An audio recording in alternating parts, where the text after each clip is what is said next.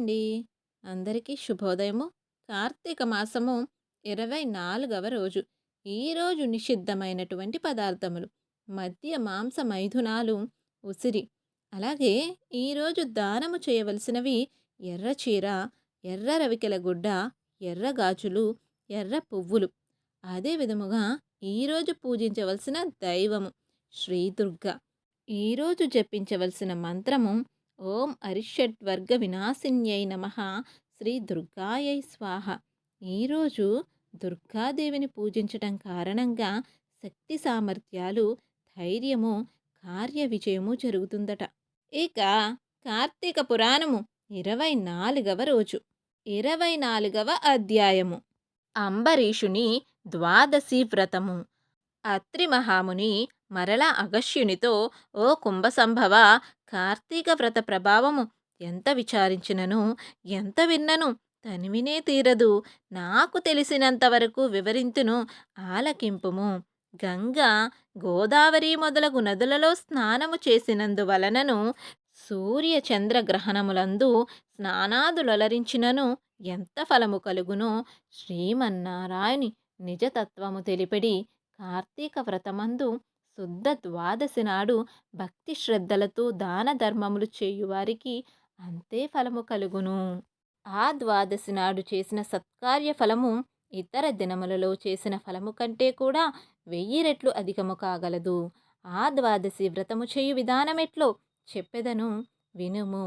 కార్తీక శుద్ధ దశమి రోజున పగటిపూట మాత్రమే భుజించి ఆ మరునాడు అనగా ఏకాదశి రోజున ఏ వ్రతము చెయ్యక ఉపవాసము ఉండి ద్వాదశి గడియలు వచ్చిన తరువాతనే భుజింపవలయును. దీనికొక ఇతిహాసము కలదు. దానిని కూడా వివరించెదను, సావధానుడవై ఆలకింపమని ఇట్లు చెబుతూ ఉన్నారు. పూర్వము అంబరీషుడను రాజు కలడు. అతడు పరమ భాగవతోత్తముడు, ద్వాదశి వ్రత ప్రియుడు. అంబరీషుడు ప్రతి ద్వాదశి నాడు తప్పకుండా వ్రతము చేయుచుండెడివాడు. ఒక ద్వాదశి నాడు ద్వాదశి గడియలు స్వల్పముగా ఉండెను. అందుచే ఆ రోజు పెందల కాడనే వ్రతమును ముగించి బ్రాహ్మణ సమారాధన చేయదలిచి సిద్ధముగా ఉండెను. అదే సమయమున అక్కడకు కోప స్వభావుడగు దుర్వాసుడు వచ్చెను. అంబరీషుడు ఆ మునిని గౌరవించి ద్వాదశి గడియలలో పారాయణ చేయవలయునుగాన తొందరగా స్నానమునకెగి రమ్మని కోరెను. దుర్వాసుడు అందులకు అంగీకరించి సమీపమున గల నదికి స్నానముకై వెళ్ళెను.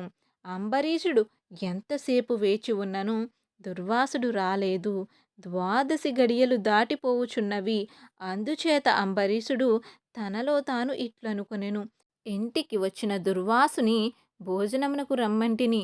ఆ ముని నదికి స్నానమునకు వెళ్ళి ఇంతవరకు రాలేదు. బ్రాహ్మణునకు ఆతిథ్యమిస్తానని మాట ఇచ్చి భోజనము పెట్టకపోవుట మహాపాపము. అది గృహస్థునకు ధర్మము కాదు. ఆయన వచ్చు వరకు ఆగితేనా ద్వాదశి గడియలు దాటిపోవును, వ్రతభంగమగును. ఈ ముని మహాకోప స్వభావము కలవాడు. ఆయన రాకుండా నేను భుజించిన నన్ను శపించును. నాకేమియూ తోచకున్నది. బ్రాహ్మణ భోజనమతిక్రమించరాదు. ద్వాదశి గడియలు మించిపోకూడదు. గడియలు దాటిపోయిన పిదప భుజించిన ఎడల హరిభక్తిని వదిలినవాడగును. ఏకాదశి నాడున్న ఉపవాసము నిష్ఫలమగును. ద్వాదశి విడిచి భుజించిన భగవంతునకు, భోజనము చేసిన దుర్వాసనకు కోపము వచ్చును. అదియును కాక ఈ నియమమును నేను అతిక్రమించిన ఎడల వెనుకటి జన్మయందు చేసిన పుణ్యములు నశించును. దానికి ప్రాయశ్చిత్తము లేదు అని ఆలోచించి బ్రాహ్మణ శాపమునకు భయము లేదు.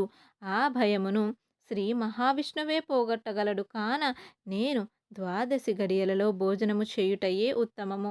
అయినను పెద్దలతో ఆలోచించుట మంచిదని సర్వజ్ఞులైన కొందరు పండితులను గావించి వారితో ఇట్లు చెప్పెను. ఓ పండిత శ్రేష్ఠులారా, నిన్నటి దినమున ఏకాదశి అగుట వలన నేను కటిక ఉపవాసము ఉన్నాను. ఈ దినమున స్వల్పముగా మాత్రమే ద్వాదశి గడియలు ఉన్నవి. ద్వాదశి గడియలలోనే భుజించవలసి ఉన్నది. ఇంతలో నా ఇంటికి దుర్వాస మహాముని విచ్చేసిరి. ఆ మహామునిని నేను భోజనమునకు ఆహ్వానించితిని. అందులకాయన అంగీకరించి నదికి స్నానార్థమై వెళ్ళి ఇంతవరకు రాకుండెను. ద్వాదశి గడియలు దాటిపోవుచున్నవి. బ్రాహ్మణుని వదిలి ద్వాదశి గడియలలో భుజింపవచ్చునా లేక వ్రతభంగమును సమ్మతించి ముని వచ్చే వరకు వేచి ఉండవలెనా? ఈ రెండింటిలో ఏది ముఖ్యమైనదో తెలపవలసినదని కోరెను. అంతటా ధర్మజ్ఞులైన ఆ పండితులు ధర్మశాస్త్రములు పరిశోధించి విమర్శ ప్రతి విమర్శలు చేసుకొని దీర్ఘముగా ఆలోచించి, మహారాజా, సమస్త ప్రాణికోటుల గర్భకుహరముల యందు జఠరాగ్ని రూపమున రహస్యముగా ఉన్న అగ్నిదేవుడు ఆకలిని పుట్టించి ప్రాణులు భుజించిన చతుర్విధాన్నమును పచనము గావించి దేహేంద్రియాలకు శక్తినొసంగుచున్నాడు. ప్రాణవాయువు సహాయముతో జఠరాగ్ని ప్రజ్వరిల్లును. అది చెలరేగిన క్షుద్బాధ దప్పిక కలుగును. ఆ తపము చల్లారవలనన్న అన్నము నీరు పుచ్చుకొని శాంతపరచవలెను. శరీరమునకు శక్తి కలుగజేయువాడు అగ్నిదేవుడు. దేవతలందరికంటే అధికుడై దేవపూజ్యుడైనాడు. ఆ అగ్నిదేవుడిని అందరూ సదా పూజించవలెను. గృహస్థు ఇంటికి వచ్చిన అతిథి ఏ జాతివాడైనను భోజనము పెడతానని చెప్పి వానికి పెట్టకుండా తినరాదు. అందులోనూ వేదాంగ విద్వాంసుడు మహాతపస్శాలియు సదాచార సంపన్నుడు అయిన దుర్వాస మహామునిని భోజనమునకు పిలిచి వానికి పెట్టకుండా తాను భుజించుట వలన మహాపాపము కలుగును. అందువలన ఆయుక్షీణము కలుగును.